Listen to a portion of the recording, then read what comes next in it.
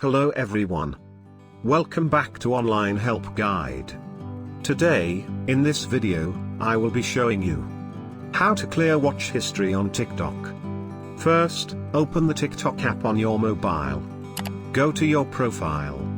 Click on the three horizontal lines you see at the top right corner of your screen. Tap on Settings and Privacy. Scroll down, and you will find the Watch History option under the Content and Activities section. Tap on it. Here you will see the videos you have watched. Tap on the Settings icon from the top right corner.